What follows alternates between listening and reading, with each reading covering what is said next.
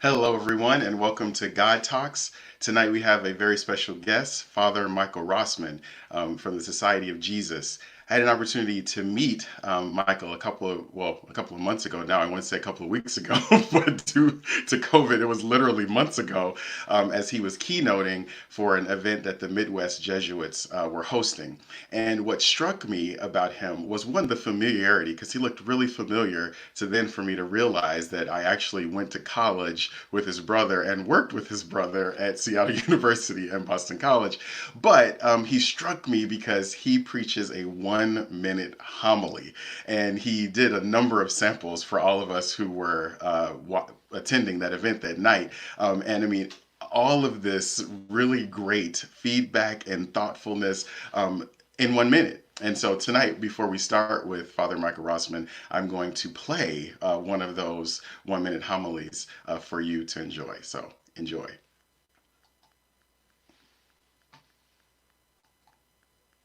The most repeated command in the Gospels is be not afraid. That's easier said than done. I often realize that I fear, and then I get more afraid because in addition to the normal stuff, I'm also breaking Jesus' command not to be afraid. So what do we do? I had a coach in high school who told us it was okay to have butterflies in your stomach before a race as long as you got them flying in the right direction. And research actually backs this up. Allison Wood Brooks of Harvard Business School looked at people with pre-performance anxiety and found that those who reframe their anxiety as excitement perform much better than those who try to calm themselves down. Christ calls us to a lot and even commands us not to be afraid. But rather than trying to just eradicate the fear, we could see how deeply exciting it is to be his disciple. And we might just find that the fear has gone away.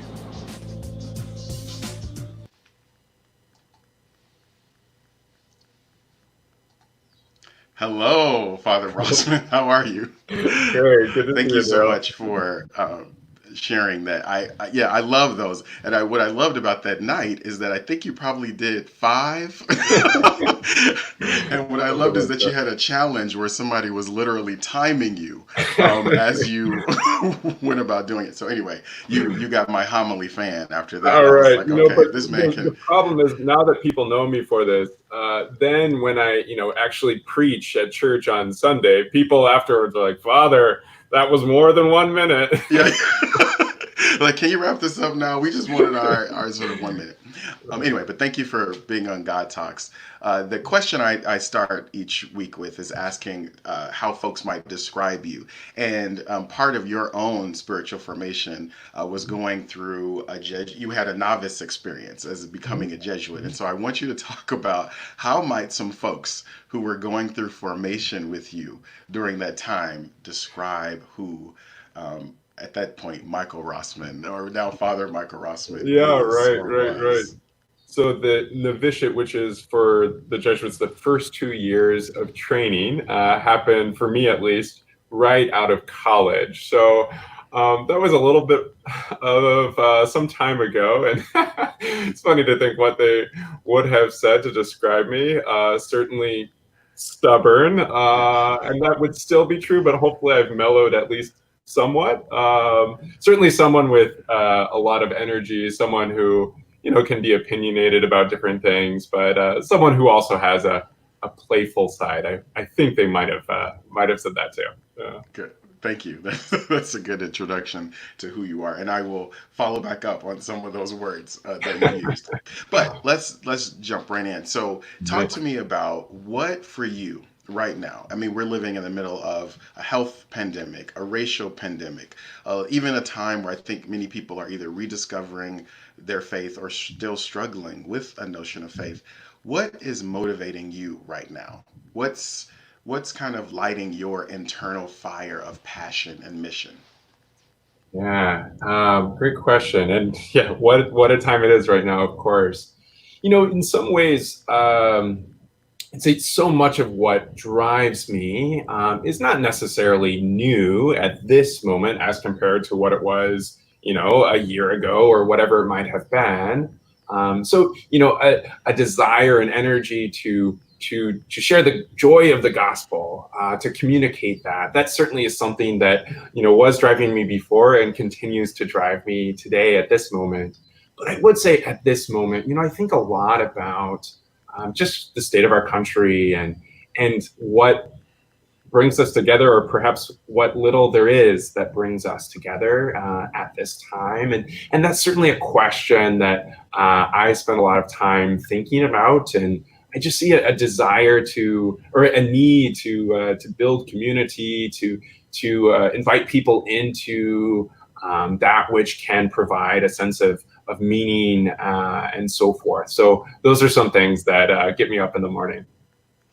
And how do you think your faith has informed that sense of communion, coming together, almost finding fellowship with one another? How is your faith a part of that? Yeah, I mean, it's just so foundational. I'm pretty Catholic in my bones. I just kind of grew up with this particular tradition, and was in a great community of faith from as early as I can remember. Went to a Catholic school, and was connected to my parish back home, and then I continued on for college at a Catholic university and so forth. And so my faith has been just central in terms of my own experience of community. And I guess too, I'm so grateful for so many reasons, that I've been kind of just shown this tradition of faith, and I've been able to enter into it. But I would say too that one of the things I am grateful about is having something broader and deeper than perhaps the political situation at the moment, or whatever might be in the news cycle. That I feel, connected to a wider community and rooted in a deeper tradition. And tell me how you find strength in that. Because I think for some folks right now, they can't think about they can't find that deeper connection, because so much of what's happening is so immediate for them. How have you found that for yourself? What have been some keys to you? Yeah, great question. And I'll certainly, acknowledge the fact that, I come from a situation of privilege, and even in terms of the pandemic and so forth, I and those I really care about have been fine. And so perhaps I haven't had to face some of the immediate situations that so many other people have faced and are facing. Yeah, I guess I do go back to that's those the things that provide meaning in our lives. And I've been struck by some literature talking about how people are able to deal with adversity. One of the things that has just been a fascinating question for me for quite a while is how people can go through similar situations, perhaps the same situation, at least on, the exterior. But people can respond radically differently to some of the same sorts of situations. I think part of it might be just kind of how we're wired and so forth. And then part of it too might be, what we focus on. And so some people respond to tremendous adversity, not with blinders on, but by seeing what good they can do even in a difficult situation. And again, speaking from a rather privileged situation, still I am interested in that question of what is the good that we can do in whatever situation in which we find ourselves. So you talked about being sort of raised in this understanding of the Catholic faith, being connected to it from fairly early. I want you to talk a little bit about little Mike's image of God. Like when you were going to the parish with your parents or whomever was taking you, what was your God view like at that time? Yeah, great question. I do remember this time of, I still have this image, my bedroom in the first house in which I lived. where I had this prayer card, and I was just trying to pray that prayer as many times as I could, because I thought, God would like me more, or something like that. Now, Mm. this is not what, my family taught me, but, maybe it was sort of the logic of the world that I had already internalized at a very young age. Wow. So that's one image of the God that, I had to do stuff in order to please or something. But by no means was that the only image. I mentioned going to a Catholic school growing up, and I remember this wonderful second grade teacher, a woman of deep faith, and she would, I think it was about once a week, she would dim the lights and kind of gather us around, and she sat in this chair as we sat on the floor, and she shared Bible stories. And I remember Mm. at that time just being so intrigued, so interested in the narratives of the Bible. So I'd say that was also operative from a very young age. And then too, perhaps the last thing I'll mention is that so my own father died when I was very young, and I think Mm. the idea of God as Father really resonated with me from an early age, knowing that I did not have my earthly father, around. I took deep comfort in God the Father. Mhm. And how do you think over time that image was either challenged or stretched? The image of do great things, so I like you, Yeah, and this yeah, image of yeah. God that kind of comes and is your surrogate father. Yeah, so right. I mean, I'd say perhaps another significant point in my own journey was when I was 16 years old, and I went on this retreat experience, and was really there, which I think really for the first time, I would have said I really developed a personal relationship with Jesus Christ, and that's language that maybe most Catholics are a little uncomfortable with. No, there's no, I mean, we should celebrate that, but it's at least language that perhaps we don't use as often as some of our other Christian brothers and sisters. But when I was 16, yeah, I really discovered in a serious way how I was called to be a companion of Mm. Christ. And so, and I think already my image of God had been shifting from the God I had to please, but there was this invitation to an experience of freedom and newness of life, Mm. and I'd say then still over time, as an adult, I mean, my image of God continues to expand in different ways or evolve in different ways. And, perhaps on some level, at an earlier point, um, I think I had an image of God, or particularly of Christ, that was in some ways kind of like a buddy Jesus. And now there's there are aspects of that are wonderful, and yet I'd say over time, hopefully this is the case, that I have allowed Christ to be Christ, and I have not tried to kind of craft him in my own image, but have allowed kind of the wild Christ, who was far more wonderful than I previously imagined, to kind of emerge in my consciousness, such that I could encounter him. Oh, thank you. I love the sentence you said about personal relationship with Christ. I think partly because people are probably wondering, how do you develop that, and what does that even mean? And so I do want to press you a little bit more Okay, on yeah, unpacking that. Like, for someone who hears that, and for them, faith has been a distanced God, God is over there and yeah, I'm here. To yeah, personalize it, what does that mean for you and your lived experience to have that yeah. personal relationship?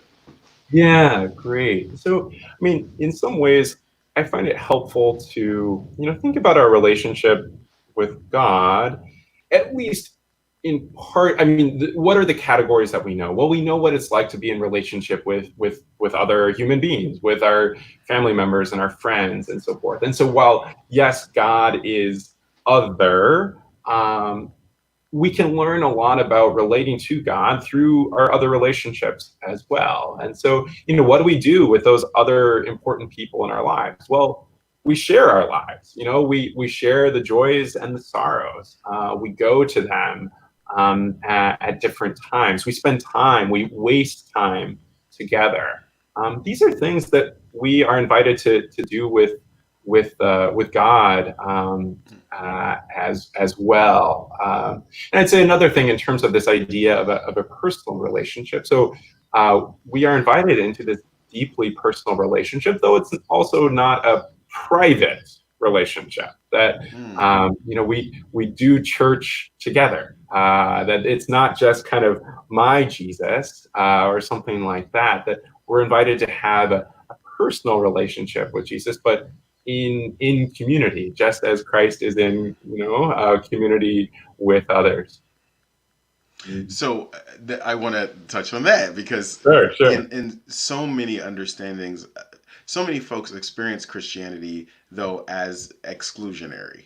Like it's Sure. my Jesus, my understanding of faith, and people who aren't kind of in that, you are kind of over there, and you're welcoming us into this our Jesus. How do you have conversation though with an experience for most folks that Christianity isn't really about an our Jesus. It's like here's mine, and you Yeah. can kind of join it, but if you're not, Great. No, a great question. And I'd say, yeah, something that just breaks my heart is how at times, Christianity can be almost weaponized, almost used to exclude when whereas we look at his example in the Gospels, and this was someone who practiced radical inclusion in so many ways. And it is just deeply, deeply unfortunate that some would kind of use this faith to push others out. And in some ways, I can think about our experience of so many aspects of life that we can dwell on those unfortunate negative aspects, but so often we can see really positive signs as well. And certainly I know so many Christians of different traditions who really do practice the love that Christ both embodied and calls us to. Actually, while it's on my mind, just today, at least in the Catholic lectionary, for our readings at Mass, our first reading today was from the prophet Micah, and Micah 6, that famous passage about doing justice and loving goodness or kindness and walking humbly with God. And we don't always practice that, and myself most included. But I think those are good, good directives for all of us. And at least in my experience, while I have definitely seen people who don't exactly embody those commands or invitations, I've seen so many people who do. And for those who really have felt excluded, just my hope is that they could see some other examples, because I really think there are so many other examples of people who really embody those principles. which I want to follow up on something you at the talk that I had an opportunity Yeah. to attend. You did, and I want to kind of share that to those who are watching. Who are some figures that you feel have kind of been a part of your own spiritual formation? That folks might check out or listen to or read somewhere of? Okay, so in terms of on a personal level, I think about my mother and grandmother and so forth, but you're not going to find too many podcasts done by them. But in terms of goodness examples, at least sort of in our contemporary Catholic situation. I love our Pope Francis, and I think his both his words and his witness are worth checking out if people have not checked out recently. By no means is he the only pope or so forth who has really inspired me. Someone like John Paul II's, fervor for sharing the good news certainly is something that inspires me. Also, in kind of U.S. Jesuit circles, Father James Martin is one who has gotten a lot of attention. He's a personal friend, and he has done such a great job of making faith accessible to people, perhaps particularly to people who may have felt excluded, or for whom Christianity or Catholicism is somewhat foreign. I think he does a great job of writing and communicating in a way that is quite accessible. And then I have various kind of saints and pillars of the faith in the Catholic tradition who are big, just sources of inspiration for me. So I could point to all sorts of historical examples, but those are some contemporary names that come to mind. Now, because I want people to get the other side of you too. You also talked about that there are some secular folks who also kind of that are also your truth tellers. I want you to share some of those people. So, I mean, and I will fully admit, the great majority of the people that I read, just kind of on a personal level, in my free time, or the podcasts that I listen to, most of them are not Catholic. Most are not religious folks, but many of them are really smart and have some practical wisdom that I think can be helpful. Wisdom that has been helpful for me. And so, yeah, I try to, I have to admit, as a Catholic, I wish that there were more Catholics kind of in this space, Catholics who were, or even Christian, non-Catholic Christians. So many of the thought leaders, I would say today, are not religious people, but many of these people, do have something from which we can learn. So I read people like Mark Manson and Ryan Holiday and Seth Godin, and I listen to podcasts like, I don't know, Dave Rubin. I read Tyler Cowen, who's an economist. There are all sorts of folks who, Eric Barker is another great one, who are saying something that seems to be resonating with many people, and a fair number of these people might, while they may not be personally religious, they may see how we do need a system of belief of some sort that really guides us, or else we can be walking without much direction. I want to talk a little bit about more your perspective about the thought leadership, and from your perspective, why is there an absence of that kind of contemporary Christian voice? Where are we? What's your thoughts about why there's an absence there? Yeah, no, that's a great question. If you have some thoughts on the matter, I'd be really interested. A few things come to mind. Perhaps on some level, I'd say, perhaps the broader story is that there's been great religious disaffiliation, particularly for younger folks, and perhaps maybe it's not entirely new that, especially in the academy, for example, it's not uncommon to find many non-religious people. I think that's been a dynamic around for quite some time.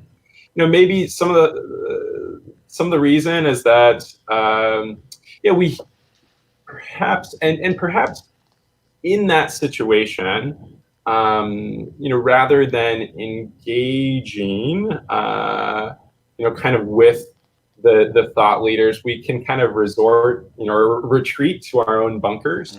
And so I think some of that might be at play. Yeah, but if you have some thoughts on the matter, I would be would be really interested. Yeah. Well, I think you beautifully just touched on it with the last part of it, the bunker. And I would say sometimes within our narrative in Christianity, it can be very myopic. We sort of have our box and our wheelhouse. And I think some of the secular people that you named, they're sort of going outside of the box and incorporating a lot of other voices at the same time. Some of the thought leaders you mentioned, it's not just sort of their tradition or their reality, but they're sharing, they're pulling a piece from over here and a piece from over here. But I would say the central part of it, though, is a sense of relevance. Yes. And I wanted to ask you, for young people who are kind of like, the church, the institutional church can seem so irrelevant. In some of your ministry, you are working towards a sense of relevance, like the 1 minute homily and things like that. What's drawing you to that? And do you think that is that a push for more kind of religious folks to lean into the more practical wisdom and stuff like that? I'd love for you to speak a little bit more to that. Yeah, great question. And so, some of this, I mean, even taking a half step back. So when I was in college, I was a double major in theology and economics. I actually just yesterday I was listening to this podcast with, I think she's like the only woman who has a double doctorate in both econ and theology. And something that she was saying, and it very much fit my own experience, that oftentimes the people who had some other background and then were interested in religion, oftentimes they understood theology or religion far better than some theologian talking about economics or whatever, who really did not have much understanding as well. It seemed as if there was a greater effort to engage, perhaps coming from the non-religious side, or even we're talking about thought leaders. I don't personally really listen to someone like Joe Rogan. I've listened to some of his conversations, and certainly has a huge following, and it makes sense on some level, why people would be so interested in his conversations. I find him to be a very intellectually curious person, and someone who's willing to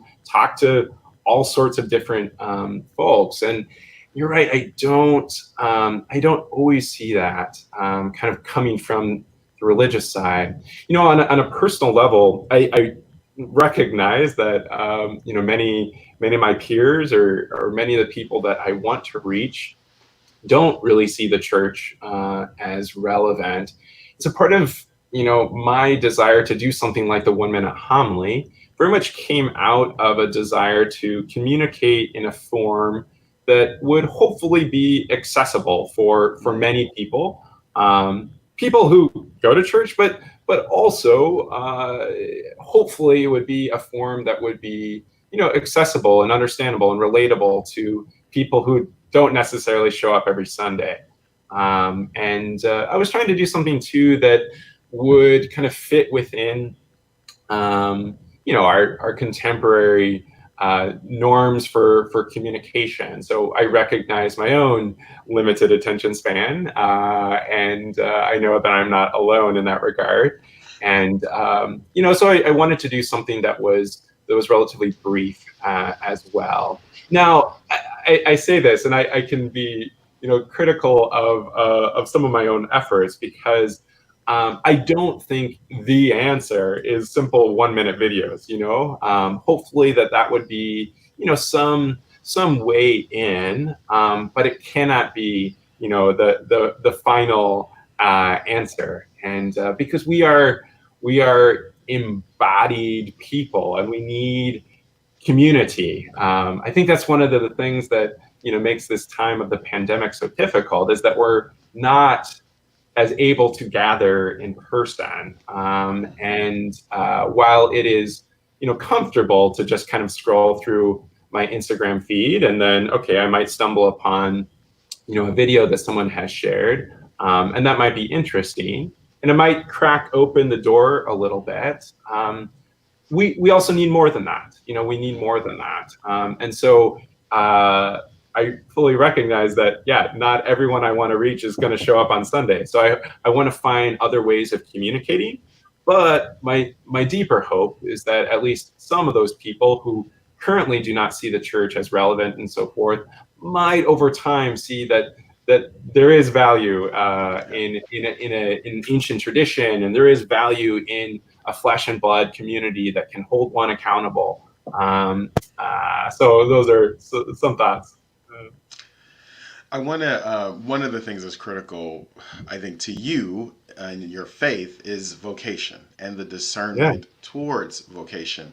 I want to kind of go to that moment when, in your own discernment, you felt that tug, that called to ministry, and actually to a life of ministry in the tradition in which you serve. Talk to us about that moment for you. Sure. Or maybe it was moments, but yes. Right. There were moments, and then there was, in some way, a moment. So perhaps before that single moment, especially in retrospect, I see how the building blocks were there in many ways. So yeah, I grew up in a family that really emphasized our faith, really emphasized education, emphasize the commitment to service, and then also perhaps because of my own family situation, I knew from a very early age that I wanted to help people going through difficult times. I didn't know what that would look like, and I didn't have the vocabulary for it when I was very young, but I notice in retrospect how that desire was there from an early age. But I was just kind of, going about my life and going to college and studying economics and so forth. But then it was during my sophomore year of college when the question emerged in a pretty significant way. And I remember I was in our library and taking a break from working on a paper or something, and I was writing in my journal, and I remember just writing furiously as this idea of possibly being a priest, really emerged. And again, I realize now there had been so many moments leading up to it, but it's as if the puzzle pieces were there for a long time, and then at a certain point, I kind of assembled them and saw the picture. And then once I saw the picture, I couldn't really shake it. I couldn't really kind of get this idea out of my mind or off my heart. Now, that doesn't mean it was necessarily a straight line before I ended up joining the Jesuits. But that's the time when it really emerged. And perhaps, especially for Catholic, I mean, someone who feels a call to ministry or ministerial priesthood, there are different avenues by which one could do that. And so the majority of Catholic priests are diocesan priests, so clergy of a particular diocese, geographic region. I knew very early on that if I were to become a priest, that was not my calling. I had nothing but respect for diocesan priests, but I was attracted to celebrating the sacraments and celebrating the Mass on Sundays, but I didn't want to live alone. And the great majority of diocesan priests would live alone. Additionally, it was at college when I met these priests who were also professors, and that just rocked my world. And when I learned about religious life, and then especially the Jesuits, I was just so drawn to this particular way of doing ministry, where I could be a priest, a minister in all sorts of different spaces, and where I could engage, kind of the issues of the day, and where I could work with young people, and be at a space where people were learning and engaging big ideas. And I would still say that in many respects, a yes is countercultural. I mean, Yeah. especially in that period of your life to be like, yeah, Jesus, yeah, I'll go. I mean, I'll give my Yeah. whole life to this thing. Where did you, Yeah. tell me your friends' reactions, your family, like when you said, "Hey, folks, I think Yeah. yeah." You know what? I'm curious is what the great cloud of witnesses around you, how they Yeah. kind of Yeah. Right. responded. Right. Right. So there was a range of reactions, surely.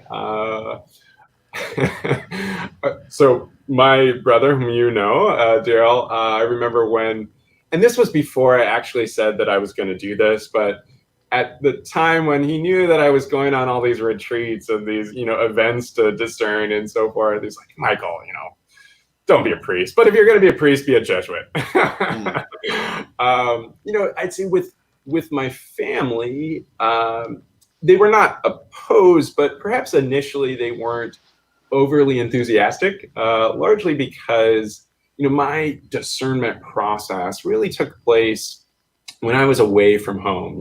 When I was at mm, college, I really had not been thinking about this at a younger age, and so while they heard bits and pieces, they never really saw that process up close. And so I think for them, and I mean, they wanted what was best for me. They perhaps had some hesitations, particularly because they knew that I would have had a variety of different opportunities after graduation were I not to do this. And so I think with a deep concern for me, they just didn't want me to kind of rush into something too mhm, quickly. Just completely understandable. For many of my closest friends in college, they got it. They were quite supportive. Now, it's not like all my friends were doing this by any means, but they knew me well, and they saw how in this process I was coming alive. And yeah, these are still just great supportive friends today, and I'm so grateful for the friendships I have with fellow Jesuits who at this point, really are like another family for me. But I'm also, grateful for family and friends who have normal lives and have families and so forth. They keep me grounded. mm. In most of our discernment, Michael, there's moments where we think, am I sure? Is this God? Did I hear you right? Did you ever have any of those kind of moments? Those Yeah, they're not crisis moments, but I think the deep questioning moments, and I mean questioning moments after you said yes, yeah, kind of after you were a novice and you're kind of yeah, in yeah, it. Uh, did yeah. any of those moments come up for you? Yes, I think about one in particular, and I'd say the most significant one, certainly. So in our first year of Jesuit training, kind of the highlight of that year is doing the full version of the spiritual exercises of St. Ignatius. So it's done in the context of a 30-day silent retreat. An incredible experience, and what a privilege to have 30 days to pray and really walk with the Lord. And it was during that retreat when, maybe for about 3 of those days, when I was rocked in a pretty significant way. And, I think a lot of it came from the fact that I started to question, what are my motivations here? What led me Mm, to join the Jesuits and think about, becoming a priest?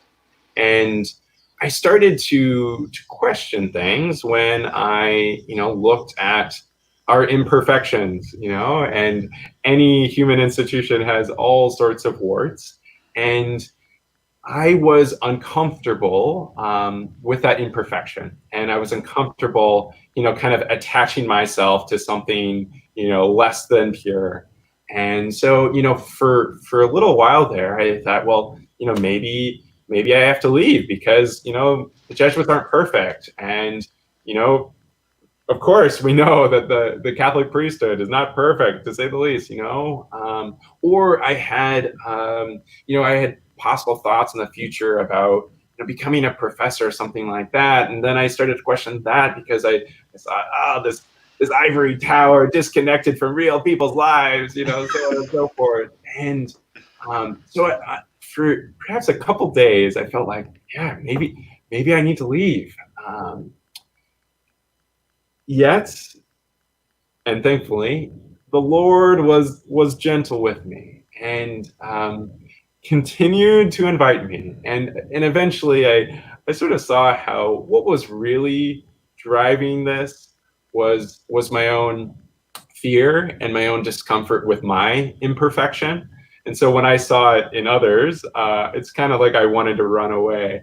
When the deeper invitation was to stay, was to do my part, however imperfect we are, however imperfect I am, to do my part, not just criticize, but try to make a contribution in some way. And I'm still here today, and I'm grateful for it. I'm sure many people are grateful for it. We're grateful as we're kind of listening to what you're sharing. Part of the ministry that you do is actually, I would imagine, helping people kind of in this discernment. So can you talk a little bit about, I'm curious, what are some of the questions that when folks are discerning a call to ministry that they kind of come to you with? I'm just kind of, I want to glean some of what people wrestle with as they discern a call to ministry. Yeah, so right, great question. So my official title right now is vocation promoter. So perhaps, It's not a bad title. I like that. Yeah. Maybe to the average person, the most comparable thing would be like a recruiter, for the Jesuits. So I'm based in Chicago, and at least in pre-COVID times, I would travel all around the Midwest. Now, so much of that work has gone online. But I do have this privilege of walking with all sorts of young people who are asking the big questions about their lives, and asking whether God might be calling them to a life of ministry, and specifically for me, might be calling to a life as a Jesuit priest or brother. Though I also do all sorts of events and retreats and so forth for all sorts of young people, and who are asking big questions about their lives, and what they should do and how will they know that. Yeah, so some questions that guys I think are asking are, one, how do I know? How do I know? Can I really do this? For the rest of my life? Could I really commit? Am I worthy? Could someone like me, with all my imperfections, actually be a priest or brother? I think that's a big question. And then two, people might wrestle with, what will my family think about this? What will my friends think about this? So I'd say those are some big questions for young people. But I think the central question of like, how do I know? How do I know? I think that's a question that so many people have, and not just those who are contemplating ministry, but who are discerning any particular path. How do I know? And so, if there's someone watching this Yeah. who is, whatever the call is, but there is a call to ministry of some kind, and maybe not a Catholic tradition, but maybe a different tradition, what's some life wisdom you would offer to that? How do I know? Yeah.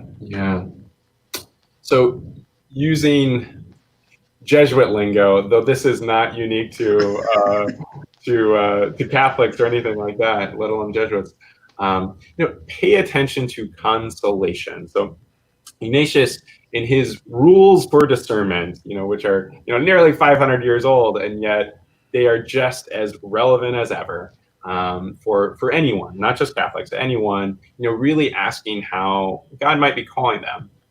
Ignatius really looks at consolation and desolation. Consolation is something of the good spirit, of the Holy Spirit. Oftentimes it's a movement in greater faith, hope, and love. So that's kind of our true north: faith, hope, and love. And we can notice consolation by, our different experiences, times when we are really experiencing a deep peace, a deep joy, a sense of being alive, having a wide, vision, having holy desires. These are characteristic signs of consolation. So I would say, pay attention to those times when you are experiencing consolation. I think it's also helpful too, of course, to look at the gifts that you have, and I now consolation is not simply just a surface level happiness. It's a deeper sort of thing. But so for me, I'm a big basketball fan. I'm waiting for the NBA to restart its season. I hope it happens. And now I love the NBA, but I mean, I can play basketball, just not very well. As much as I would love to do that, that's just not in the realm of possibility. So that too is, a consideration when one is discerning one's path. Do I actually, have the gifts that would enable me to thrive in this particular, discipline or path? And God wants us to thrive. God doesn't want us to just kind of be miserable. God wants us to use the gifts that God has given us and that we have cultivated. So looking at how we can put the gifts that we have to the service of others, doing something that draws me in the direction of greater faith, hope, and love. Those are different considerations in discernment. So that's what comes to mind. No, that was actually great. My next question for you is, and I'm going to say this is biased as a Boston College Jesuit There you educated go. person who then worked in all of the, in Jesuit higher education. My question for you is, I sense the Jesuit tradition as a pushing of the margins. Jesuits have pushed the margins in education. They pushed the margins in access. In your ministry, Father Michael Rossman, Society Yeah. of Jesus, where do you feel in your ministry you are pushing the margins?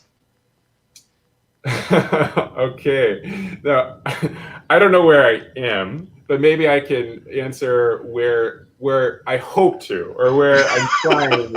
Again, not necessarily successfully.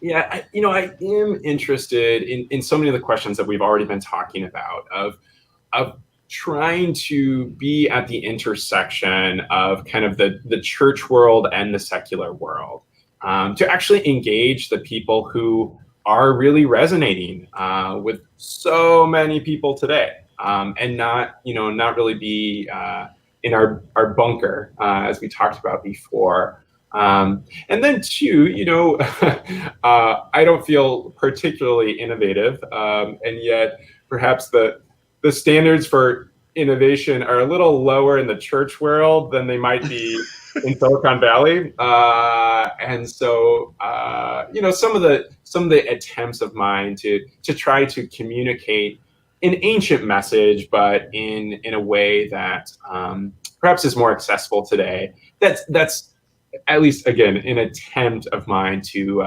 try to push the margins a little bit. Mm. I'm also curious as to how are you right now? You've accepted a call to ministry. You're living this call to ministry. You're helping other people to sort of discern their call to ministry. What's lighting your fire with the divine? How are you keeping that relationship going and Yeah. interesting, if you will? Yeah. Great question. So every Jesuit every year takes an 8-day silent retreat. And it's just something I look forward to every year, just to recharge those batteries. I made my retreat about a month and a half ago. And, I've known this Jesus guy for quite a while now, and yet he continues to surprise me. He continues to just expand my vision. Again, he's weirder and more wonderful than I realized before. So that continues to give me life. And also too, I always say my favorite things about being a Jesuit are Jesus and Jesuits. And what I mean by that is that it's a life that kind of facilitates my own personal encounter with Jesus Christ, as we talked about before, but it's also a life that enables me to, at least in some way, hopefully, attempt to try to, facilitate that encounter for others. And that's really life-giving. And then the other part is that I love my Jesuit brothers. I live in community. I live with 15 other guys currently in Chicago, and that is not always easy. Just as one does not choose his or her family members, a Jesuit does not choose his community members, and we have different personalities and different backgrounds and different interests, different ways of seeing the world. And again, that's not always simple, and yet I've just encountered delightful friends by being a Jesuit, and I also am convinced that one of the things that our world needs more than anything right now is people with different perspectives coming together, sharing life, making it work even when it isn't easy. Speaking of community life, I think for a lot of people, when they think of Jesuit priests or priests in general, the perception is that the box is you are like in God talk all day long. Like this is you're eating, sleeping, praying, drinking the Holy Spirit. But I mean, I'm curious as if you could share a little bit about the totality of your life, because the ministry part is, but you have other interests, you have other things, basketball, those things. Can you kind of demystify the reality of the priesthood for us? Yeah, right. So I'd say most of the time we're not, in God talk mode. We're not having those conversations with Reverend Goodwin, every day at the dinner table.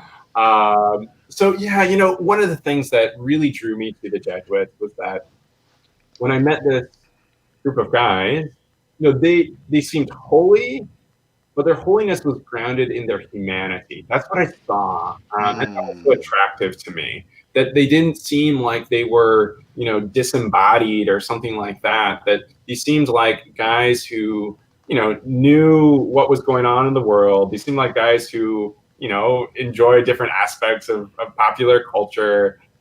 We're just normal, and that was really refreshing to me. And so, yeah, I mean, I'd say, well, what have we been talking about for the last 4 months? What everyone has been talking about. I feel like, COVID-19 has just kind of sucked up so much of the oxygen in our conversations. So, of course, we talk about things like that, but thankfully we talk about, other things too. And so, right, I live with guys who are high school teachers. I live with some guys who have responsibilities that take them on the road quite a bit. One of the guys in our house works at a really innovative kind of junior college model that the Jesuits started here in Chicago. So we're just in different spaces on a regular basis. And one of the things I love is that, we kind of go out and, try to serve in the Lord's vineyard during the day. And then we come back in the evening, we have mass together, we have dinner together, and we share life. And yeah, we often are, talking about what's going on in the world, or something that someone has read, or something that someone has watched, or what's going on in our families too. We are human beings. Yep. Thank you. I felt like I needed to get that in, just in case people are watching you like, what is going on? I have a lot of the time people ask what is going on when they meet me, but thank you for bearing with me for all this time. No, it's been great. I'm gonna have a final question, and then of course I want you to talk about the Jesuit Refugee Service. Yeah. So where do you feel the Holy Spirit is taking you next? Yeah, so we shall see. The Spirit blows in all sorts of interesting ways. I expect to do many of the things that perhaps I'm doing on some level right now, but it just may take different forms. And so I've kind of backed up into some work around communications and so forth. That wasn't some grand vision of mine. but I just started, experimenting, and it has been personally life-giving, and it has also enabled me to, reach out to all sorts of folks. And I don't know what that will look like in the future, but I expect, some sort of communication sort of ministry to continue. I also, expect some work with young people to continue. Some moments that have been quite illuminating for me have been when I am, for example, celebrating mass for a group of college students, and I just have the sense like I was put on this earth to do this, and so I hope to continue to work with young people in different forms in the future, and again, hopefully try to engage their world, and perhaps in some way show that the Catholic Church is interested in what is going on with the world, and that we can learn and be attentive, and then we also too have something to speak to this world today, and I get excited about being part of that project.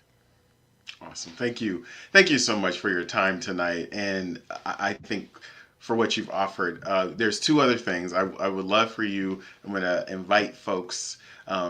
It says at the bottom, join Father Rossman in donating to the Jesuit Refugee Service. So I'm going to ask you to talk a little bit about that. And then I'm going to end our time by just offering a blessing over you and for your ministry. But tell us about the Jesuit Refugee Service and why folks should join you in making a donation. Yeah, so there are something like 50 million displaced peoples around the world today. I forget the exact number, but it's alarming and incredible. So some of those people are internally displaced, and many of them are refugees in other countries, and they are some of the people in the most vulnerable situations. And also as Christians, or perhaps people in the Judeo-Christian tradition, how we care for the vulnerable, particularly for the exile, is such an important test of what it is we really believe. And the Jesuit Refugee Service started in the early 1980s, and they accompany. That's their primary work. They accompany and advocate for the displaced in so many places around the world where even some, other NGOs and so forth do not work because situations can be particularly precarious and violent.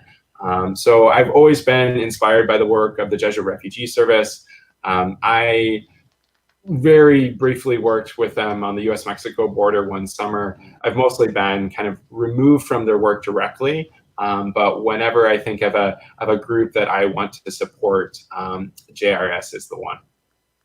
So please join Father Rossman in donating to the Jesuit Refugee Service. The scrolling at the bottom of the screen is the website for you to go to, jrsusa.org, and make sure that you make a donation. Father Michael Rossman, here is, in each God Talk, I'm talking with you and listening for what the Spirit might offer, and I'm just going to share with you the two things that came to me. The first was the image of Jesus's baptism. And before the John the Baptist finished with everything, these simple words came: "This is my son, in whom I'm well pleased." And I think what's powerful about that is that blessing was offered before Jesus did anything, before the water was wine, before all of these miracles. It's that sense that when God calls you, God is already pleased with you. And I hope throughout your ministry you can remember that it won't ever be in the act in which God finds pleasure in you. It will be simply in your creation, and that you are a creation of the divine for the will of the divine in this world, and that you constantly be reminded when the tapes of life sometimes say, "But he wants more from me," then may you remember, "You're already my son, in whom I'm well pleased." The second is, in your words tonight, I heard two images. The one was of a table maker. And the second one is the person who invites you to the party. And my blessing for you is may you continue to make tables in places where people have never been invited to a table before. And may you allow the Spirit to continue to lead and guide you, that even your vision of who God has called you to invite to the table will ever expand.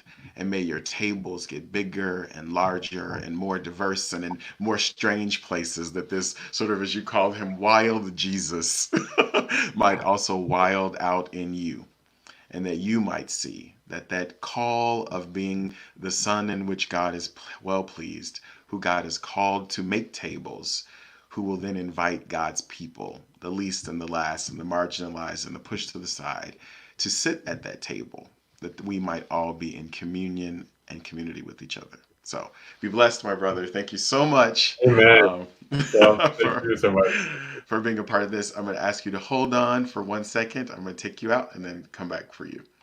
Everyone, thank you so much for joining me tonight in God Talks and getting to know Father Michael Rossman. Next week, we have a powerhouse, my sister, Keantha Duncan. I joke with her that she's like a prophetess, evangelist, teacher, just dope. She's a pretty amazing woman, and she's going to be sharing with us next week. So join me next Monday night, same time, same Facebook place, 7 o'clock, God Talks, and Keantha Duncan is going to be our next speaker. Have a good night.